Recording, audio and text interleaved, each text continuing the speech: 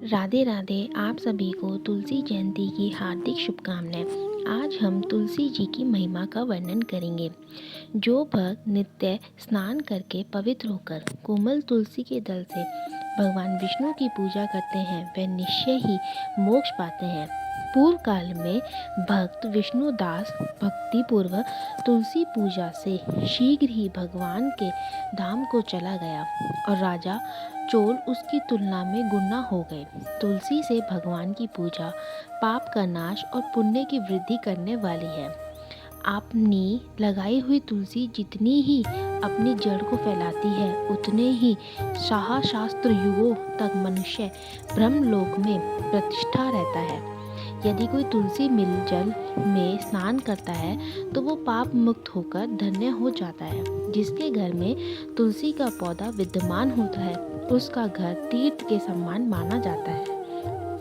वहाँ यमराज के दूत कभी नहीं आते। जो मनुष्य तुलसी कंठ संयुक्त गंध धारण करता है कोई पाप उसके शरीर से स्पर्श तक नहीं होते। जहाँ तुलसी वन की छाया हो वहीं पर पितरों का श्राद्ध करना अवश्य माना जाता है। जिनके कान में, मुख में और मस्तक पर तुलसी के पत्तों की छाया यानी कि निशानी दिखाई देती है तो उस पर प्रेत की छाया नहीं पड़ सकती। चलो एक आपको आदिकाल की कथा बताती हूँ। आदिकाल में हरि, मेघ और सुदामा नामक दो ब्राह्मण थे।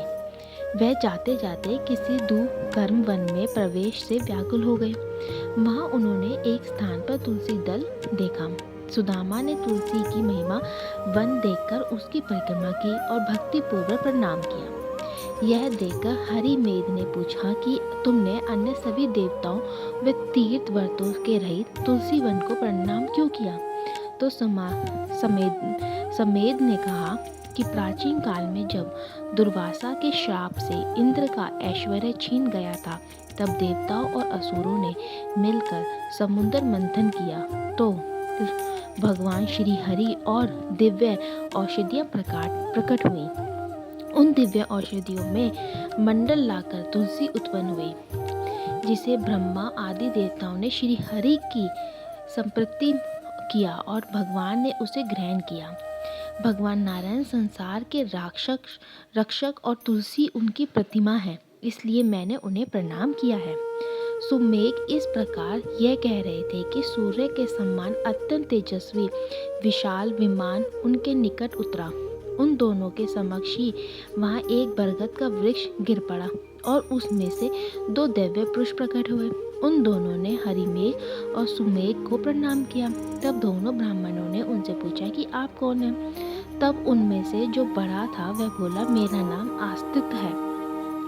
एक दिन मैं नंदवन में क्रीड़ा करने गया था तो भगवान ने मेरे साथ इच्छा अनुसार व्यवहार किया। उस समय उन युवतियों के हार के मोती टूटकर तपस्या करते हुए लोमश ऋषि के शरीर पर पड़ गए। यह देखकर मुनि को क्रोध आया।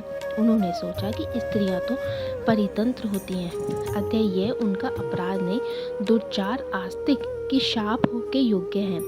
ऐसा सोचकर उन्होंने मुझे श्राप दिया, अरे तू वृक्ष राक्षस होकर बरगद के पेड़ पर निवास कर। जब मैंने विनती से उन्हें प्रसन्न किया तो उन्होंने श्राप से मुक्त होने की विधि सुनिश्चित कर दी कि तब जब तू किसी ब्राह्मण के मुख से तुलसी दल की महिमा सुनेगा तो तत्काल तुझे उत्पन्न मोक्ष प्राप्त होगा। इसी प्रकार मुक्ति का शाप पाकर मैं चिरकाल से इस वट वृक्ष पर निवास करता था।